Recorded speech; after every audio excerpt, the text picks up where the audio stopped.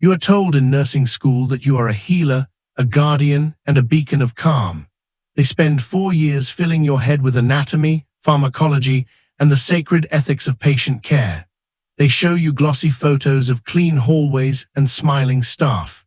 What they never mention, what they leave out of the brochures and the orientation PowerPoints, is the exact moment you will be forced to choose between a policy manual and your own life. I was a rookie, barely 14 days into my residency at a major trauma center in the heart of the city. I still had that new nurse smell, my scrubs were crisp, and my stethoscope didn't have a single scratch on it. I was the definition of green. I believed in the system. I believed that if I followed every protocol to the letter, everyone would go home safe. Then I met Goliath. I found myself standing in the path of a 7-foot, 300-pound man who had decided the entire 4th floor needed to be leveled to the ground. This wasn't a movie. There was no slow-motion music. There was just the sound of tearing metal, the smell of ozone from a smashed monitor, and the terrifying realization that the de-escalation training I'd received was about as useful as a paper umbrella in a hurricane.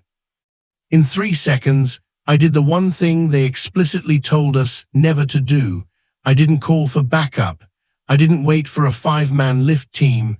I didn't retreat to a secure area. I took him down myself. Now the hospital administration is calling it a gross violation of patient rights.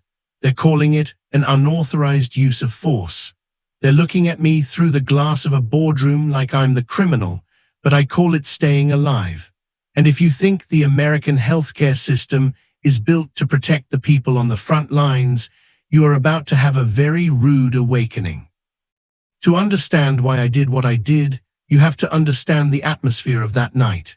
It was a Tuesday, which in hospital terms is usually the calm before the storm, but the humidity in the city had everyone on edge.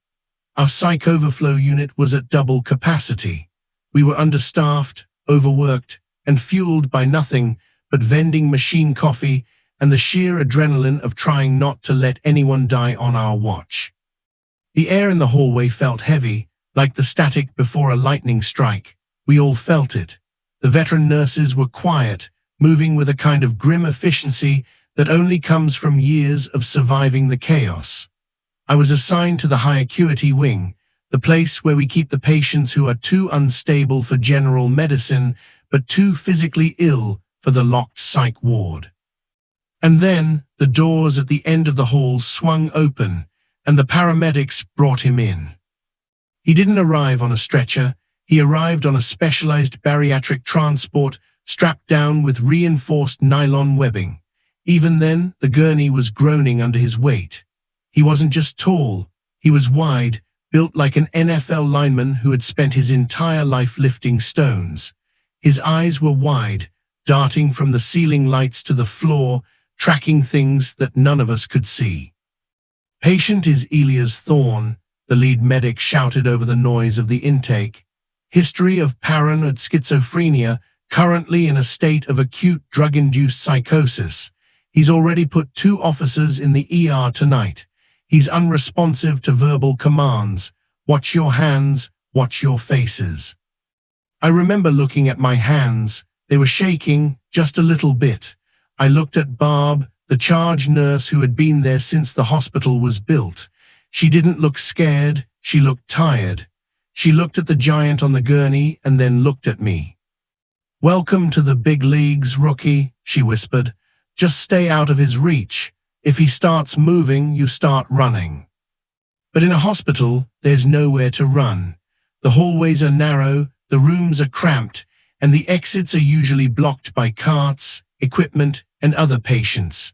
You are trapped in a labyrinth of glass and steel with people who have lost their grip on reality. I watched as they moved him into room 402. It took 6 people just to slide him onto the bed. He was silent the whole time, a terrifying, vibrating silence that made the hair on the back of my neck stand up. He wasn't yelling. He wasn't fighting yet. He was just waiting. For the next 4 hours, I checked on him every 15 minutes through the observation window.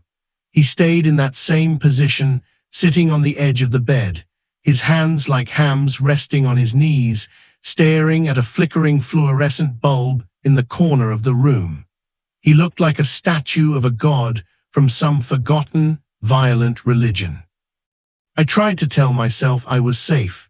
I had the Goliath protocol in my head, a set of guidelines designed by people in air-conditioned offices who haven't touched a patient in 20 years. The protocol says you use therapeutic communication. You use non-threatening body language. You offer choices and autonomy. But how do you offer autonomy to a man who thinks the walls are trying to eat his soul?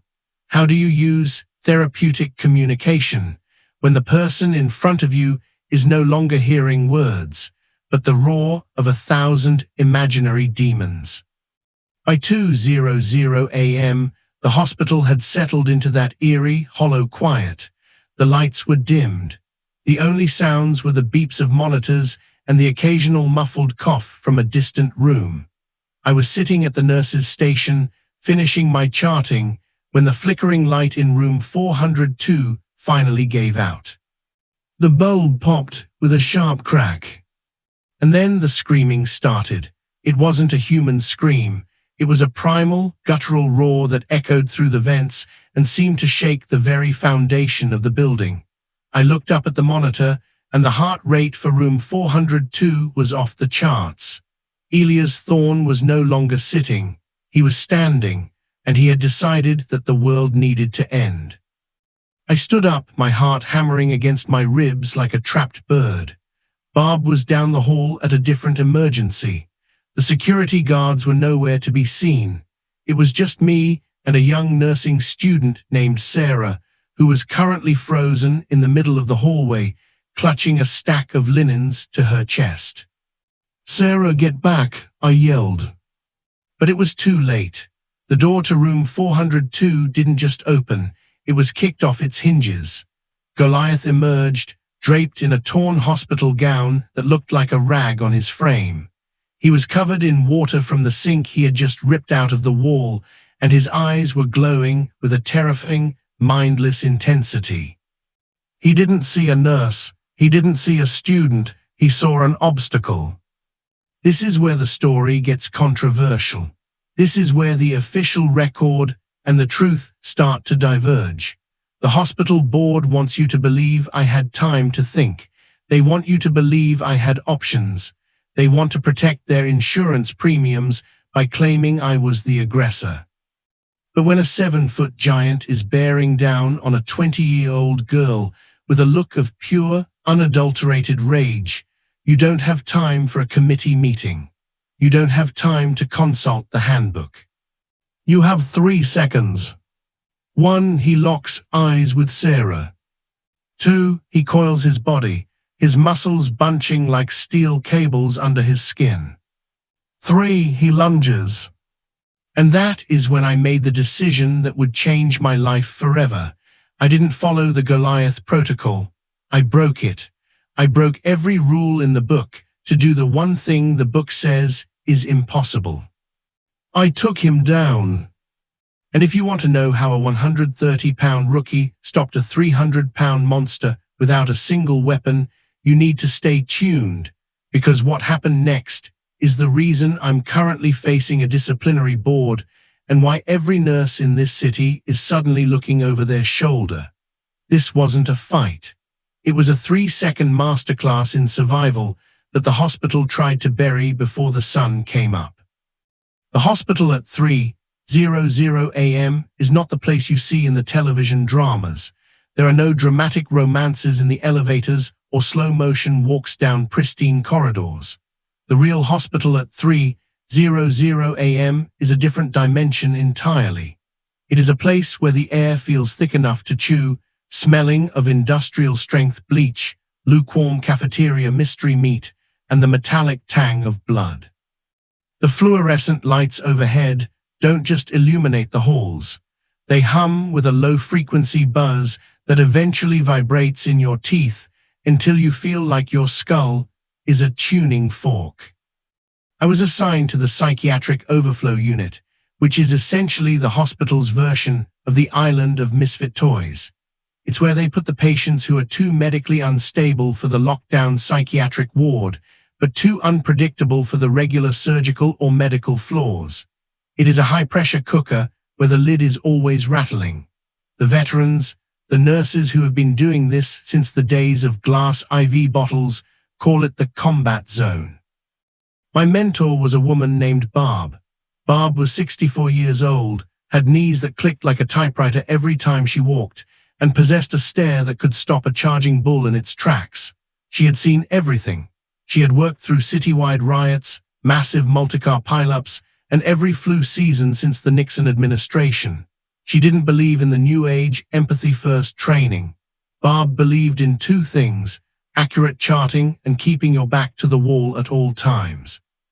"Listen to me, rookie," Barb told me as we started our shift, her voice raspy from decades of hospital coffee and a secret cigarette habit she kept for her breaks. "Tonight is a full moon. In this building, that's not a superstition, it's a forecast. The crazies will be crazier, the sick will be sicker, and the administrators will be home in their silk sheets while we're in the trenches. Your job tonight is simple. Don't make eye contact with the residents in room 4B, and never, under any circumstances, let a patient get between you and the exit. You do that, and you might actually make it to breakfast."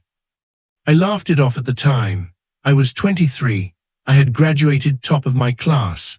I had my nursing is a work of heart badge reel and a brand new pair of expensive medical clogs that promised to keep my feet comfortable for 12 hours. I thought I knew what I was getting into. I thought Barb was just a jaded old-timer who had lost her spark. That was my second mistake. The shift started with the usual low-level chaos. A patient in room 405 was convinced his bedsheets were made of spiders and spent 3 hours trying to flush them down the toilet. An elderly woman in 408 was singing hymns at the top of her lungs, beautiful but haunting melodies that drifted down the hallway and mixed with the mechanical rhythmic wheezing of a nearby ventilator. I was running from room to room, hanging bags of saline, checking vitals, and trying to keep up with the endless mountain of digital paperwork that seems to be the primary focus of modern American medicine. The system is designed to track every penny and every pill, but it's not particularly good at tracking the human soul. I felt like a glorified data entry clerk who happened to know how to insert a catheter. Around 1:30 a.m., the atmosphere changed. It was subtle at first, a shift in the barometric pressure of the unit. The singing in 408 stopped. The guy in 405 finally gave up on his spider sheets and fell into a heavy, medicated sleep. A heavy, oppressive silence settled over the wing. "You feel that?" Barb asked, pausing at the nurse's station with a stack of charts. She didn't look at me. She was looking down the long, dim hallway toward the far end of the wing. "Feel what?" I asked, trying to sound confident. "The quiet," she whispered. "It's too deep. It's the kind of quiet that happens right before the ground opens up. Keep your ears open. Goliath is waking up." Elia's thorn, Goliath, was still a mystery to me at that point. I had seen his chart, a thick folder bursting with reports of extreme physical agitation and treatment-resistant psychosis. I knew he was big, but I hadn't yet felt the gravity of his presence. He was just a name and a set of alarming vital signs on my computer screen. I walked down toward the end of the hall to do my hourly rounds. Every step I took felt heavier than the last. The air conditioning was humming, but I was sweating. When I reached the observation window for room 402, I stopped. The room was dark, lit only by the faint glow of the city lights reflecting off the clouds outside. Goliath was sitting perfectly still. He wasn't lying down. He was sitting on the very edge of the bed, his back perfectly straight, his massive hands resting on his knees. He looked like a mountain carved out of obsidian. He wasn't moving, but I could hear his breathing, a deep, rhythmic sound like a bellows in a forge. I made the mistake Bob warned me about. I looked at him, really looked at him. For a split second, he shifted his head, just a fraction of an inch.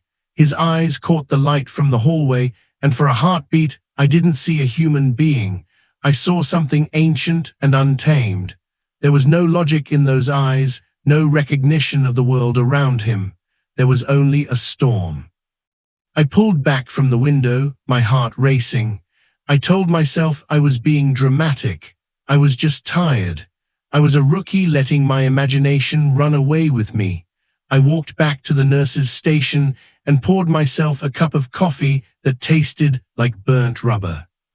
"He's just sitting there," I told Barb. "I know," she said, her eyes fixed on the security monitor. "That's what he does before the break. He's gathering himself. He's like a spring being wound too tight. Eventually, the metal snaps." I looked at the clock. 2:15 a.m. The hardest part of the night shift. The witching hour where your brain starts to play tricks on you and your body begs for sleep. I sat down to finish my notes, trying to focus on the mundane details of blood pressure and oxygen saturation. But I couldn't shake the feeling that I was being watched, not by a patient, but by the building itself. The hospital felt like a living thing, a giant beast that breathed through the vents and pulsed through the electrical wires. And at the heart of that beast, in room 402, something was about to rupture. I looked over at Sarah, the student nurse. She was a sweet girl, barely 20, with a ponytail that bobbed when she walked. She was currently organizing the supply closet, humming a pop song under her breath. She was so innocent, so completely unaware that she was standing on top of a powder keg. "Sarah," I called out, my voice sounding strange in the hollow hallway. "Maybe stay close to the station for a bit. Things feel off." She smiled at me, that bright, naive smile that only people who haven't seen a code gray possess. "Oh, I'm sure it's fine. It's actually been a pretty quiet night, hasn't it?" The moment those words left her mouth, the universe decided to prove her wrong. From the end of the hallway, there was a sound I will never forget. It wasn't a scream, and it wasn't a bang. It was the sound of structural failure. It was the sound of heavy-duty plexiglass shattering and the screech of metal being twisted by hands that shouldn't have been able to bend it. The lights in the hallway flickered, turned orange, and then settled into a sickly, dim emergency glow. The humming of the air conditioner died, replaced by a silence so sudden it made my ears pop. And then came the roar. It was a sound of pure, unadulterated agony and rage. It didn't sound like it came from a throat. It sounded like it came from the earth itself. It was the sound of a man who had finally snapped, and in that snapping, he had found a terrifying kind of strength. Barb stood up, her face turning a pale shade of gray. She didn't reach for the phone. She reached for the emergency alarm on the wall. "It's happening," she said, her voice devoid of emotion. "Goliath is out." I looked at the monitor. Room 402 was a wreckage. The bed had been flipped. The sink was gone, water geysering into the air. And the 7-foot shadow that had been sitting so still was now moving toward the door with the momentum of a runaway freight train. The Goliath protocol says that in the event of an aggressive patient, you should create distance, use a calm tone of voice, and wait for the intervention team. But the intervention team was 5 floors away, and Goliath was already in the hallway. The fast-paced reality of the situation hit me like a physical blow. There was no more time for what-ifs. There was only the now. And the now involved a 300-pound man who had just decided that Sarah, standing frozen by the supply closet, was the first thing he was going to destroy. This wasn't the hospital anymore. This was a survival situation.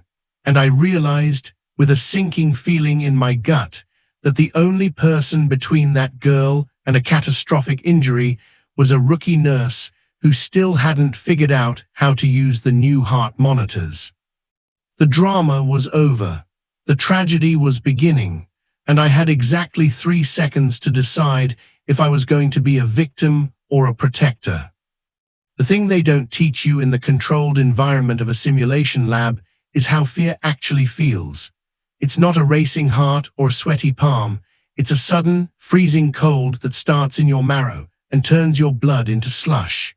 As the door to room 402 groaned and finally gave way, the figure that stepped into the dim, orange emergency light wasn't just a man. He was a force of nature.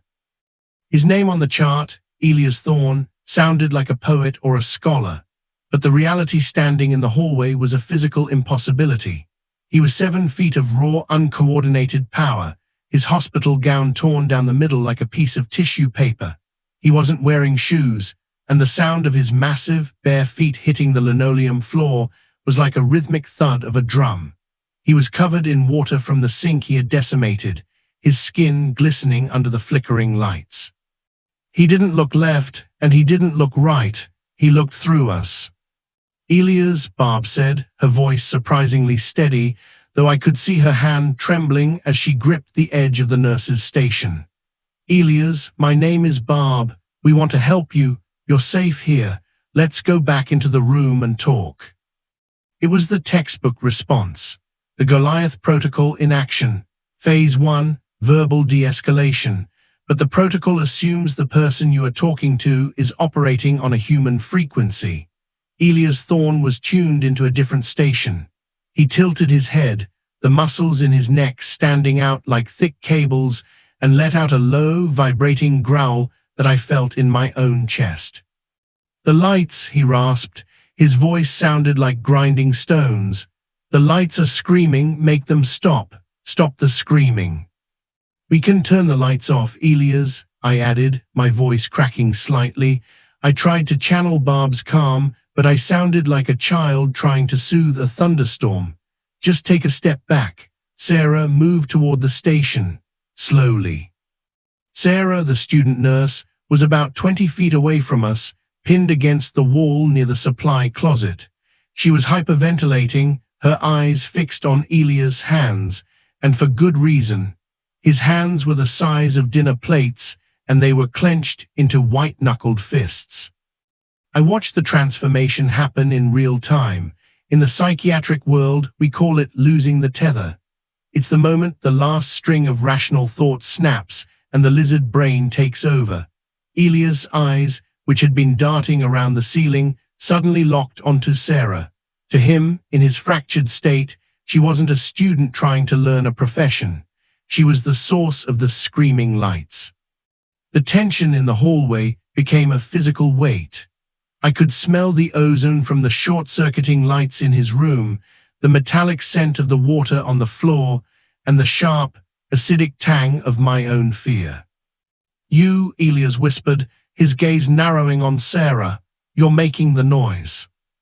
I'm not doing anything, Elias," Sarah stammered, making the classic rookie mistake of trying to argue with a delusion. "I'm just standing here, please." She took one step to her left, trying to edge toward us. That movement was the catalyst. It was like pulling a trigger. Elias didn't just walk toward her, he exploded. For a man of his size, the speed was terrifying. He moved with a heavy, lumbering grace, his footsteps shaking the medication carts lined up against the wall. "Sarah, run!" Barb screamed, finally losing her professional cool. But Sarah couldn't run. She was cornered between a heavy crash cart and the locked door of the clean utility room. She slid to the floor, covering her head with her arms, a universal gesture of surrender that Elias Thorne was in no position to recognize. I looked at Barb. She was reaching for the wall-mounted phone to call a code blue, her face a mask of horror. I looked down the hallway. The security guards, the 5-man lift team the protocol promised, were nowhere to be seen. The nearest set of heavy double doors was 50 feet away. In that moment, the Goliath protocol died. The paperwork, the lawsuits, the hospital policy, the patient dignity codes, they all evaporated. There was only the predator, the prey, and me. I'm not a fighter. I have never been in a bar brawl. I didn't take martial arts as a kid. I was the guy who spent his weekends reading medical journals and trying to perfect my suture technique on bananas. But as Elia's thorn raised a massive arm, preparing to sweep Sarah aside like she was nothing more than a piece of furniture, something shifted inside me. It wasn't bravery. It was a cold, clinical realization that if I didn't move, I was going to watch a 20-year-old girl die. I started to move before I even realized I had made a decision. I didn't run at him. That would have been suicide. I used the environment. The night shift had left a heavy, industrial-sized laundry cart in the middle of the floor, filled to the brim with wet, heavy linens. I grabbed the handle of the cart, dug my clogs into the linoleum, and began the 3-second countdown that would either save us or end my career before it started. Second 1, I threw my entire body weight into the cart. Because it was loaded with wet sheets, it had a massive amount of inertia. I wasn't just pushing a cart, I was launching a 300-pound projectile. I aimed it not at Elia's torso, but at his center of gravity. Second 2, Elia's was mid-swing, his focus entirely on Sarah. He didn't see the heavy metal cart screaming across the wet floor toward him. The cart slammed into the side of his knee with a sickening metallic thud. It didn't knock him over, but it did something better. It broke his balance. Second 3, as he stumbled, his massive weight shifting onto his heels, I didn't stop. I followed the cart. I reached out and grabbed the back of his hospital gown and the belt loop of his scrub pants, and I didn't pull, I twisted. I used every ounce of leverage I had, pivoting on my heel and pulling him in the direction he was already falling. It was a move I'd seen in a physics textbook, not a nursing manual. Vector addition, momentum transfer. Goliath didn't fall gracefully. He went down like a redwood tree. The sound of his body hitting the floor was a dull, bone-shaking boom that I felt in the soles of my feet. The floor, already slick with water from the broken sink, acted like a slide. He skidded 3 feet, his head narrowly missing the edge of the medication cart. Silence returned to the hallway, but it wasn't the quiet of the night shift. It was the silence of a vacuum. Elias was face down, dazed, his breath coming in ragged gasps. I didn't wait. I didn't ask if he was okay. I dropped my knee onto the small of his back, just like they tell you never, ever to do, and grabbed his wrists. "Barb, the B-52, now," I yelled, referring to the cocktail of emergency sedatives we keep for violent outbursts. Sarah was still on the floor, shaking, her eyes wide as dinner plates. Barb was already moving, her veteran instincts kicking back in. She had the syringe out before I could even finish the sentence. But as I held him down, feeling the incredible strength in his arms even as he was dazed, I looked up. Standing at the far end of the hallway, framed by the double doors that had finally swung open, wasn't the security team. It was the night administrator, Mr. Henderson, a man who wore suits that cost more than my car and who hadn't stepped foot on a clinical floor in 5 years. He wasn't looking at the terrified student nurse. He wasn't looking at the broken sink or the shattered door. He was looking at my knee on the back of a patient. He was looking at his watch, and he was looking at the security camera mounted right above my head. "Nurse," he said, his voice echoing in the cold hallway, "what do you think you are doing?" The takedown was over. The fight for my life was just beginning. Immediate aftermath of a crisis isn't a sigh of relief. It is a nauseating chemical dump of cortisol and adrenaline that makes your vision vibrate. I was still pinned to the floor, my knee pressed into the small of Elias Thorne's back, feeling the heat radiating off his skin and the sheer, terrifying power of his muscles twitching beneath me. Even sedated, even downed, The man was an absolute unit.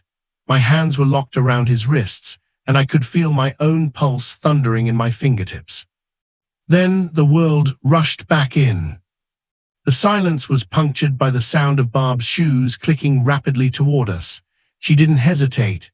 She knelt on the other side of Elia's, her face a grim mask of professional focus, and delivered the intramuscular injection through the tear in his gown. It was a B-52, a heavy-hitting combination of haloperidol, lorazepam, and Benadryl. In the medical world, it's the off switch. "Stay on him," Barb hissed, her eyes darting to the end of the hall where Henderson, the night administrator, was standing like a statue. "Don't let go until I see his pupils dilate. If he gets back up now, we're all dead." I nodded, unable to speak. My throat felt like it was full of dry sand. I looked over at Sarah. She was standing now, leaning against the wall for support, her scrub top stained with the water that was still pooling from room 402.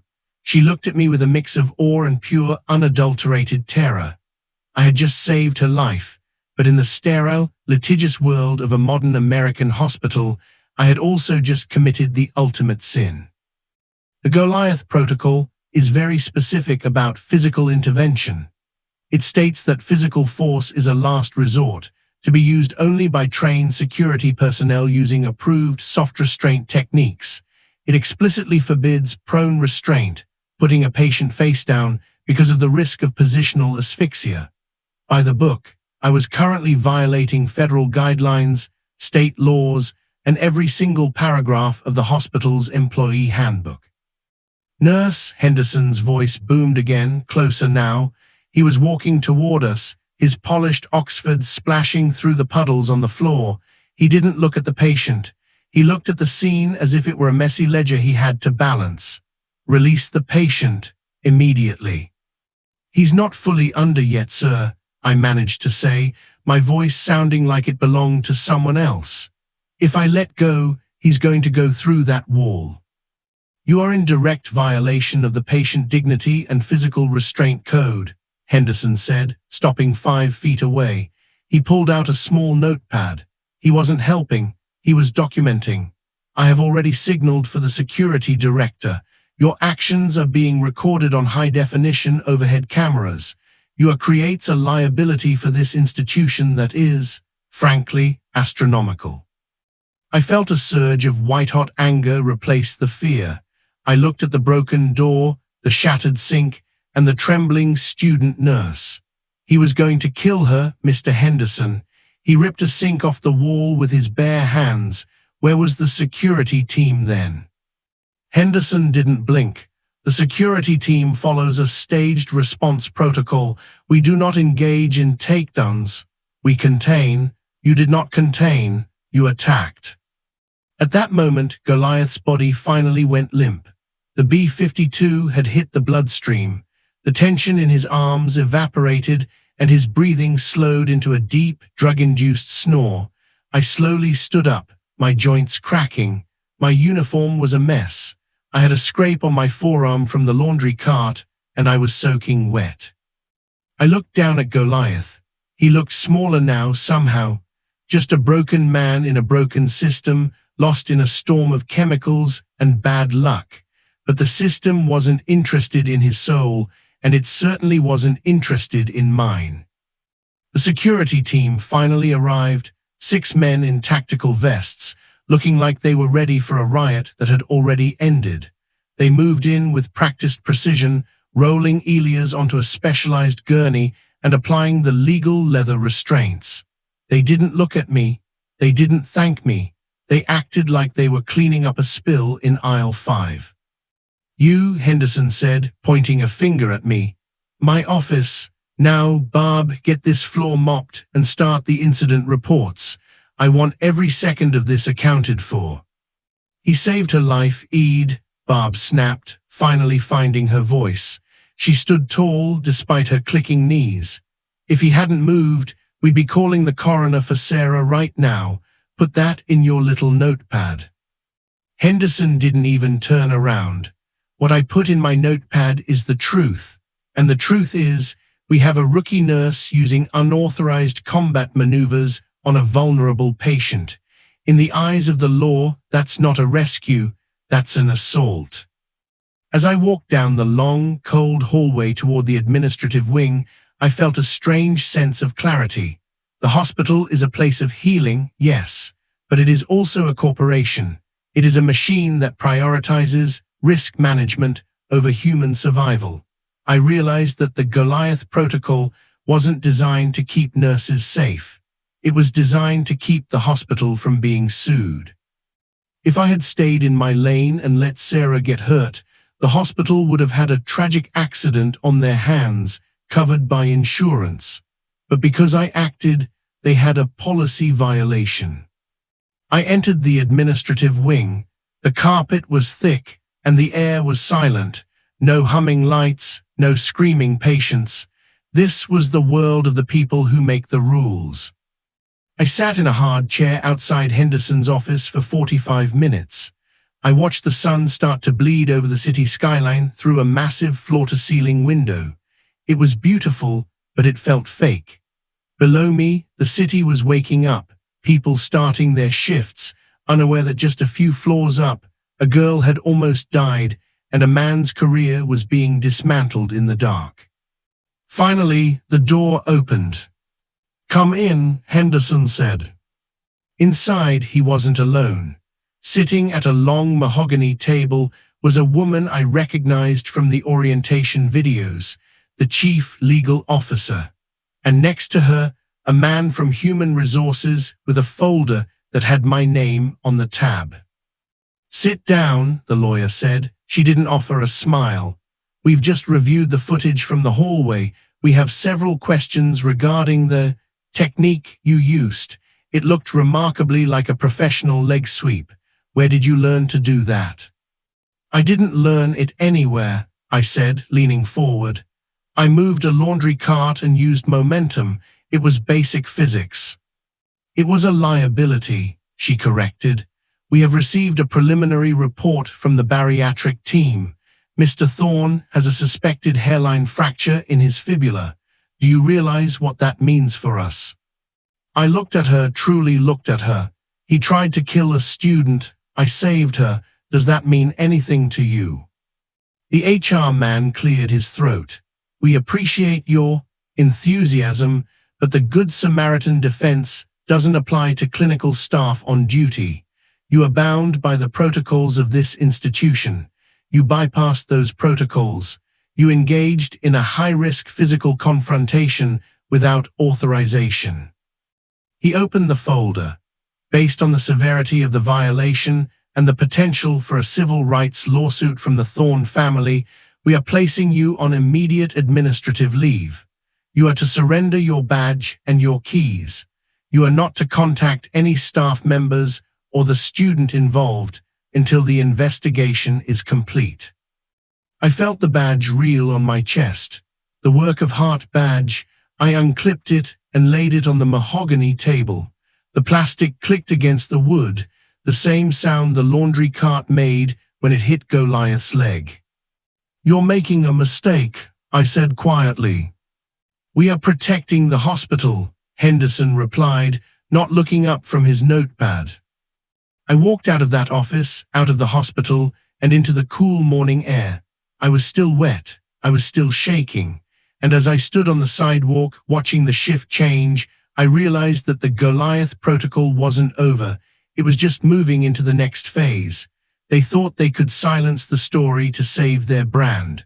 But they forgot one thing: I wasn't the only one in that hallway.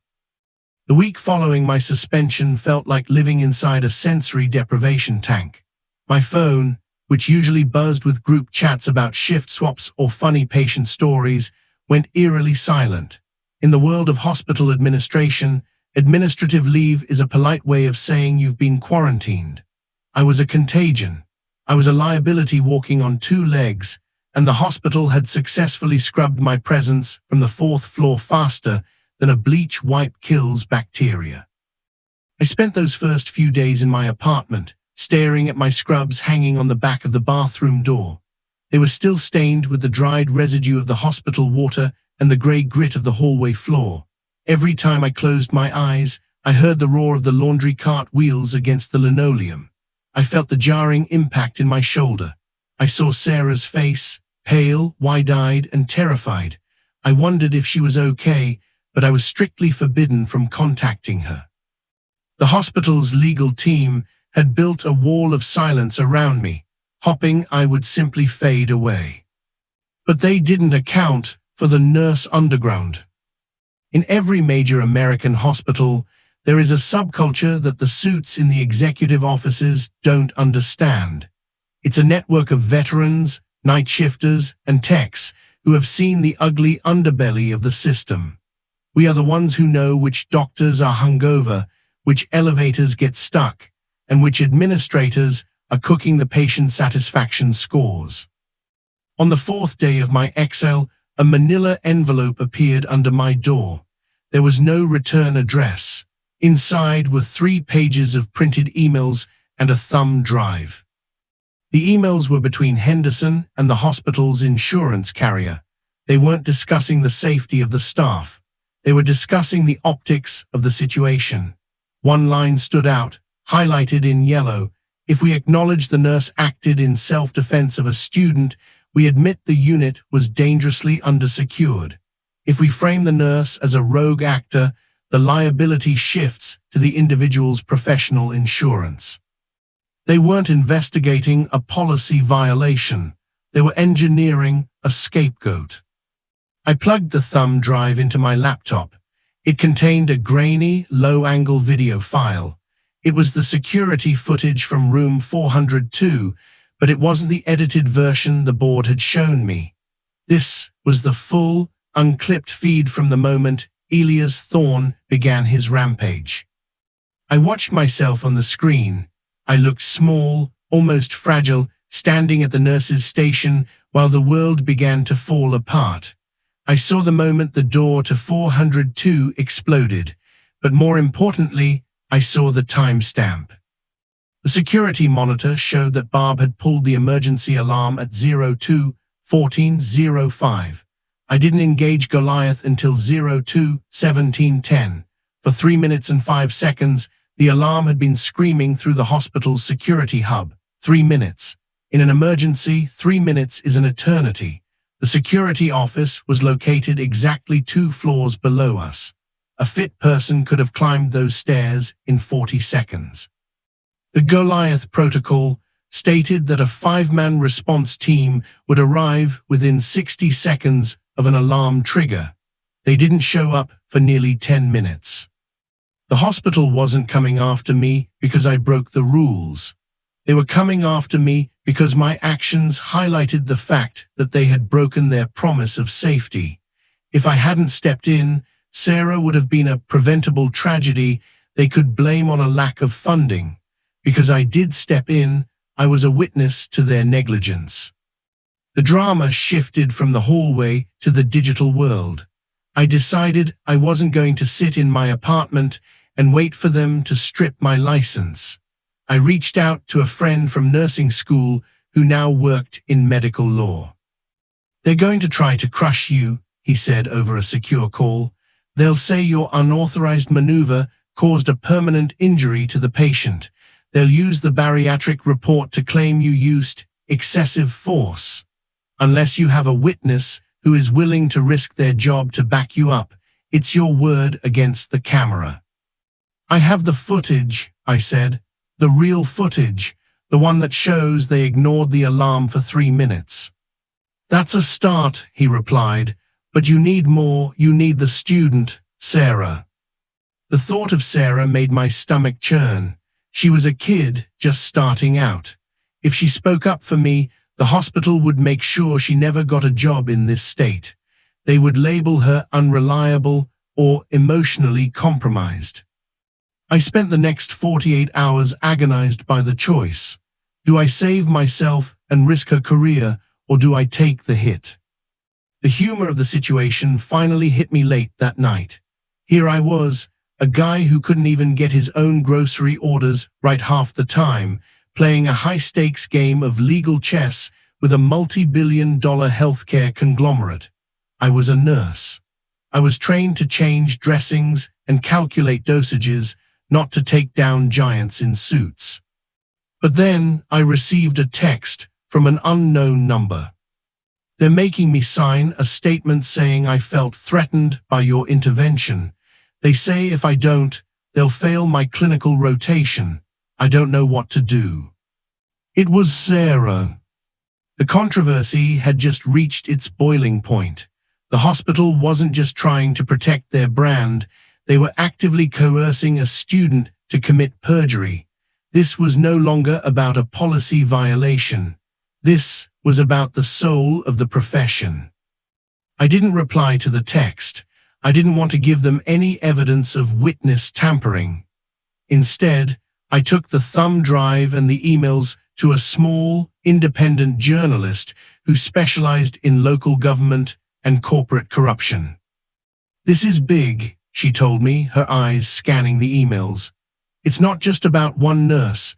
It's about the fact that this hospital has been cutting security staff to inflate their quarterly dividends. They've had 6 near misses in the last 6 months, and they've buried every one of them. She looked at me. If we run this, you won't just lose your job, you'll probably never work in a hospital again. They'll blacklist you. Are you ready for that? I thought about the 3-second takedown. I thought about the weight of Goliath's arm as he lunged for Sarah. I thought about the Goliath protocol and the hollow promises of the people in the mahogany offices. I'm already blacklisted, I said. At this point, I just want the truth to be as loud as that alarm was. The storm was no longer just in the hospital hallways. It was moving toward the front page, and as I walked out of the journalist's office, I felt a strange sense of peace. I had spent my career trying to heal people. Maybe, in this one case, the thing that needed to be healed wasn't a patient, but the system itself. The next morning, the headline dropped. Profits over patients. How a local hospital tried to silence a hero to cover up security failures. The fallout was instantaneous. The hospital's social media pages were flooded with comments from nurses across the country. The nurse underground had gone loud, but I knew the battle wasn't over. Henderson and the board weren't going to go down without a fight. They had more money, more lawyers, and a lot more to lose. I was sitting in my kitchen, drinking cold coffee, when there was a knock at my door. I expected it to be a process server or a lawyer. Instead, it was Barb. She wasn't in her scrubs. She looked older, smaller, but her eyes were still sharp. She handed me a heavy envelope. "What's this?" I asked. "The logs from the security hub," she whispered. "The ones they tried to delete. My nephew works in it. He didn't like what they were doing." She smiled for the first time since I'd known her. "You took down the giant in the hallway, rookie. Now it's time to take down the ones in the suits." The summons arrived via courier on a Tuesday morning. It wasn't a request, it was a mandate. I was to appear at the hospital's main administrative complex for a formal evidentiary hearing. The location had been moved from the small HR office to the executive boardroom on the top floor. They wanted the home field advantage. They wanted the high ceilings, the panoramic views of the city, and the heavy silence that screams power. I walked through the lobby, and for the first time in my life, I felt like a stranger in my own house. I saw colleagues I had worked double shifts with, people I'd shared cold pizza with at 4:00 a.m. divert their eyes when they saw me. The contagion had spread. The news article had turned me into a polarizing figure. Half the staff saw me as a hero who stood up to a failing system. The other half saw me as a dangerous loose cannon who was putting their own pensions at risk by inviting a massive lawsuit. I took the elevator to the penthouse level. When the doors opened, the air changed. It was cooler here, filtered and scentless. I followed a path of plush, navy blue carpet to a set of double oak doors. Inside, the atmosphere was clinical in a way that had nothing to do with medicine. There were 6 people at the mahogany table. Henderson was there, looking slightly more haggard than usual. The chief legal officer, a woman who seemed to be made entirely of sharp angles and expensive wool, sat at the head of the table. To her left was a man I hadn't seen before, a PR consultant brought in to manage the leak. "Sit down, nurse," the lawyer said, not looking up from a thick stack of transcripts. I didn't sit. I walked to the window and looked out at the city for a moment, then turned back. "I'm here. Let's get to the point. We all know this isn't about my technique anymore. This is about the integrity of our protocols," Henderson snapped, his voice tight. "Your decision to go to the press with internal documents has compromised our ability to provide a safe environment. You have violated your non-disclosure agreement and the trust of this institution.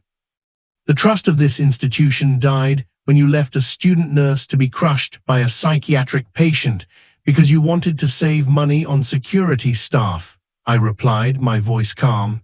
It was a strange feeling. The fear was gone. Once you've stood your ground against a 7-foot giant, a man in a tailored suit just doesn't carry the same weight. The PR consultant cleared his throat. "We have the medical report on Elias Thorne. The hairline fracture in his leg will require surgery. His family is being contacted by several high-profile personal injury firms. Because you acted outside of the Goliath protocol, the hospital is not legally obligated to indemnify you.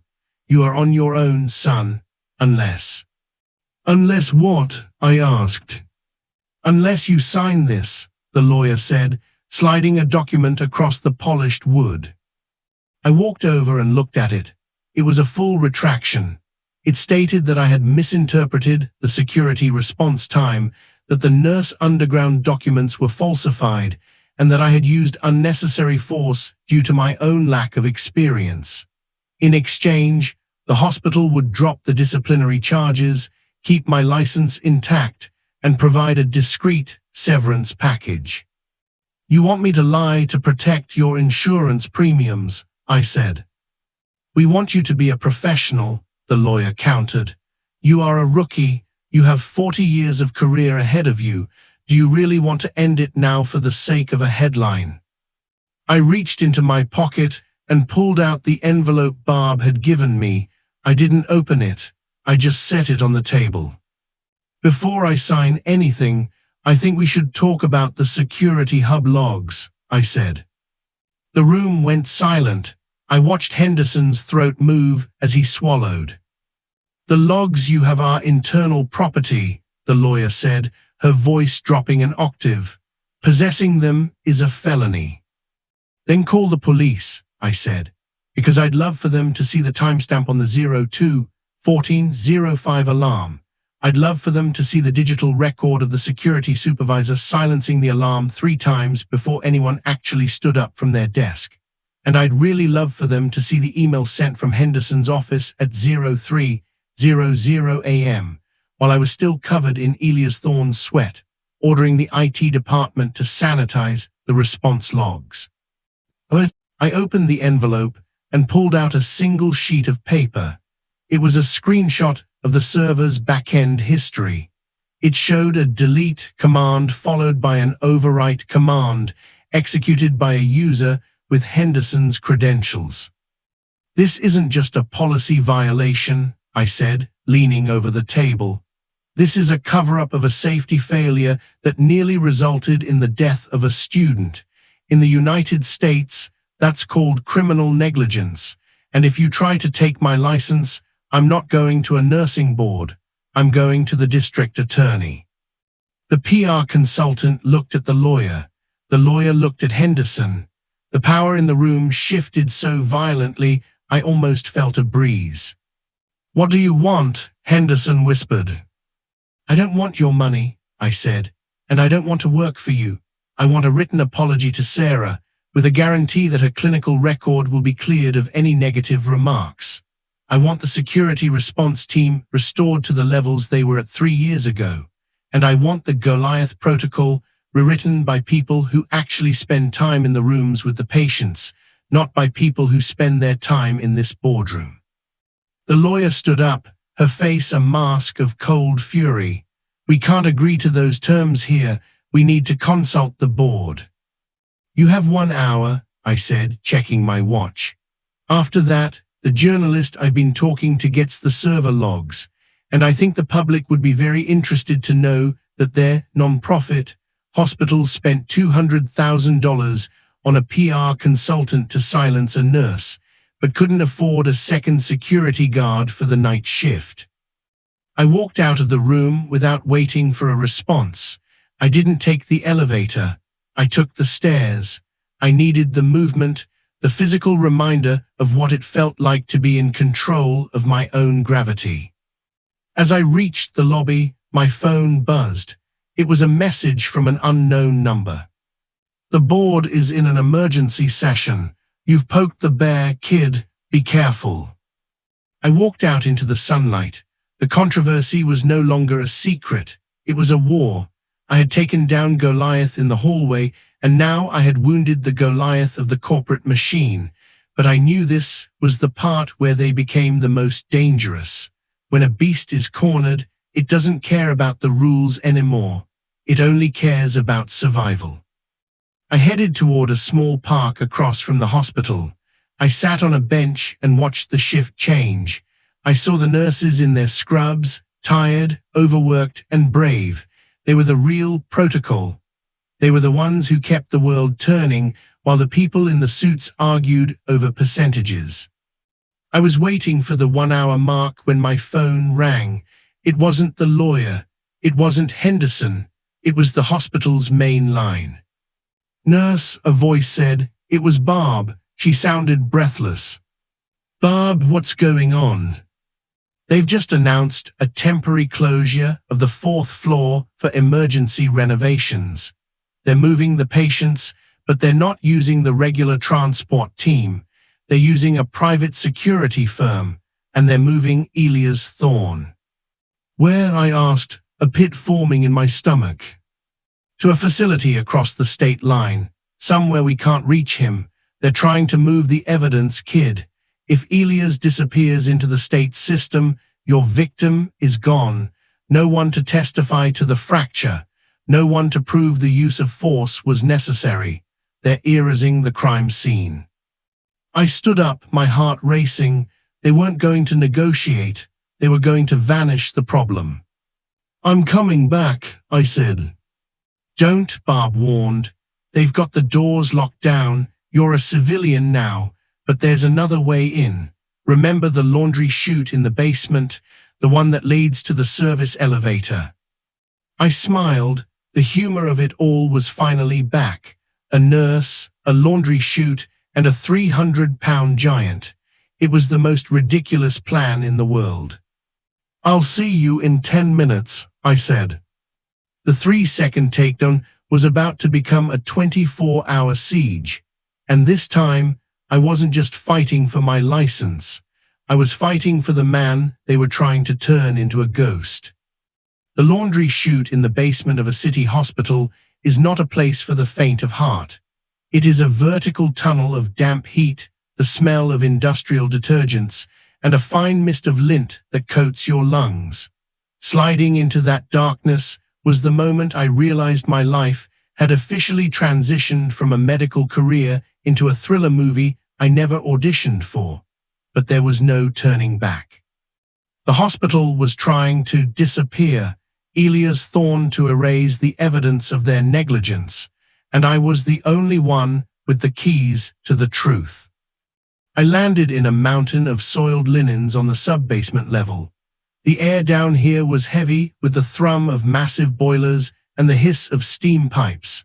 This was the gut of the machine, the part the patients never see and the administrators pretend doesn't exist. I checked my watch. I had 12 minutes before the private transport team reached the loading dock. I moved through the service tunnels, dodging the maintenance staff who were too busy with their own shifts to notice a guy in a wrinkled t-shirt and jeans. I reached the service elevator, the one used for hauling heavy medical equipment and bariatric stretchers. I hit the button for the 4th floor, and prayed that my old security clearance hadn't been fully deactivated in the system's back end yet. The doors opened with a groan, and I stepped out into the chaos of the emergency renovation. The hallway was a sea of blue plastic sheeting and yellow caution tape, but there were no construction workers. Instead, there were 4 men in charcoal gray tactical gear, private security, hired to bypass the unionized hospital staff who might actually have a conscience. They were wheeling a heavy, reinforced gurney toward the elevator. On it, Elias Thorne was strapped down, heavily sedated, his eyes rolled back in his head. "Hey," I shouted, my voice echoing off the stripped walls. "Stop the gurney." The 4 men stopped.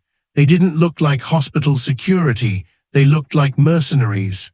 The lead guard, a man with a buzz cut and a neck thicker than my thigh, stepped forward. "This is a restricted area, sir," he said, his hand moving toward the holster at his hip. "You need to leave, now." "I know exactly who that patient is," I said, walking toward them, my heart hammer drilling into my ribs. "And I know you don't have a transfer order signed by a physician. You have a memo from a lawyer. That's not a medical discharge, that's a kidnapping." "We have our orders," the guard replied. "Wait." The voice came from behind me. I turned to see Sarah. She was standing by the nurse's station, her face streaked with tears, but her jaw set in a way I hadn't seen before. Behind her was Barb, holding a tablet computer. "He's right," Sarah said, her voice trembling but clear. "I just checked the digital chart. Mr. Henderson tried to override the attending physician's hold, but the system flagged it. The transfer is illegal." The lead guard looked at his team, then back at me. He didn't care about the law, he cared about his paycheck. He made a move to push the gurney past me. "Move," he growled. This was the moment, the second 3-second countdown of my life, but this time it wasn't about physics, it was about standing. Second 1, I didn't reach for a laundry cart. I reached for my phone and hit live stream on the hospital's internal staff Facebook group, a group with over 4,000 members. Second 2, I pointed the camera directly at the guard's face, then at the sedated giant on the gurney, and then at the emergency renovation sign that was clearly a lie. Second 3, we are live, I said to the camera. 3,000 of your coworkers are watching you right now. If you move this patient, you aren't just breaking hospital policy, you're committing a felony on camera. Are you sure Henderson is paying you enough to go to prison for him? The guards froze. In the age of the viral video, the one thing a corporate giant fears more than a lawsuit is a PR nightmare that they can't delete. "I'm not moving," I said, planting my feet, "and neither is he." For a long minute, the only sound was the beeping of a distant monitor. Then, the elevator at the end of the hall opened. Henderson stepped out, flanked by the chief legal officer. He looked like he had aged 10 years in the last hour. He saw me, he saw the phone, and he saw the crowd of nurses who had started to gather at the edge of the plastic sheeting. "Nurse," Henderson said, his voice barely a whisper, "what are you doing?" "I'm following the real Goliath protocol," I said, "the one where we protect the patient, even when the monster is the person who signed our paychecks." The legal officer looked at the phone, then at the growing crowd of staff. She knew the game was over. The controversy had breached the walls of the boardroom and spilled into the light of day. There was no way to spin this. There was no way to sanitize 4,000 witnesses. "Stand down," she said to the security team. The guards stepped back, their hands leaving their holsters. I lowered the phone, but I didn't stop the stream. I walked over to the gurney and looked at Elias. He was breathing steadily, finally safe from being a pawn in a corporate chess match. I looked at Henderson. "The journalist is downstairs," I said, "and the district attorney's office just received the unedited logs. I think it's time you went back to your office and started looking for a very good lawyer of your own." Henderson didn't say a word. He turned and walked back into the elevator, the doors closing on him like a casket. The hallway erupted. It wasn't a cheer, it was a release of breath. Barb came over and put a hand on my shoulder. Sarah hugged me, sobbing with relief. We had won. But as I looked around at the stripped walls and the broken door of room 402, I realized that while we had saved the man, the institution was still in pieces. The drama was over, but the work was just beginning. The Goliath protocol was dead. It was time to build something better. The aftermath of a revolution doesn't look like a victory parade. It looks like a lot of paperwork and a very quiet house. After the dust settled on the 4th floor, after the private security team retreated into the shadows and the state investigators arrived to secure the scene, I finally went home. I sat in my kitchen, the same place where I'd spent a week in exile, and watched the sunrise. This time, I wasn't a liability. I was the guy who broke the machine. The fallout was swift and brutal. Within 48 hours of the live stream hitting the internet, Henderson and the chief legal officer were pursuing other opportunities. The hospital board, terrified of a total collapse in public trust, issued a formal apology to the staff. They didn't just meet my demands, they exceeded them. They realized that a nurse who knows how to use a laundry cart and a smartphone is much more dangerous than a nurse who just knows how to follow orders. But the real victory wasn't the firing of a few suits. It was what happened to the people. Sarah finished her residency with honors. She didn't just become a nurse. She became an advocate for student safety. She's the one leading the new Frontline Safety Committee at the hospital now. Barb finally retired, but not before she saw the security team doubled and a new, transparent reporting system installed that bypasses administration entirely. And then there was Elias. The hospital tried to frame him as a monster to justify my assault, but the truth was much more human. Once he was moved to a facility that actually focused on his neurological health rather than just containing his bulk, he stabilized. He still has a long road ahead, but he's no longer a ghost in a gown. His family reached out to me, not to sue, but to thank me. They knew that if I hadn't taken him down that night, someone, either Elias or Sarah, would have left that hallway in a body bag. As for me, I didn't go back to that hospital. You can't go back to a place once you've seen the wires behind the curtain. I took a job at a smaller community clinic, a place where the protocol is simple: take care of the person in front of you. My license is clear, my conscience is cleaner, and I still have my work of heart badge reel sitting on my dresser to remind me of the night I had to choose. But this story isn't just about a 3-second takedown in a hospital hallway. It's about a Goliath that exists in every workplace in America. It's the Goliath of corporate greed that tells you to cut corners to save a buck. It's the Goliath of policy that asks you to ignore your gut and your humanity to protect an insurance premium. It's the Goliath of silence that expects you to keep your head down while your coworkers get crushed. We are told that the system is too big to change. We are told that we are just rookies or cogs and that our voices don't matter. But I'm here to tell you that's the biggest scam of all. The system is made of people, and when the people decide to stop playing by the broken rules, the machine stops. So here is my question for you, and I want you to be honest in the comments. Have you ever been in a situation where doing the right thing meant breaking every rule you were taught? Have you ever had to stand up to a Goliath in your own job, whether it's a manager, a company policy, or a corrupt system? We need to hear these stories, because the only way they keep us in line is by making us feel like we're alone. But after that night on the 4th floor, I realized I was never alone. There's a whole army of us out here who are tired of the Goliath protocol. If you think the hospital was wrong for trying to silence me, hit that like button. If you've ever had to be a rogue actor to save a life or a career, share your story below. Let's turn this comment section into the new Nurse Underground. And if you want more stories from the front lines, stories they don't want you to hear, hit that subscribe button and turn on the bell.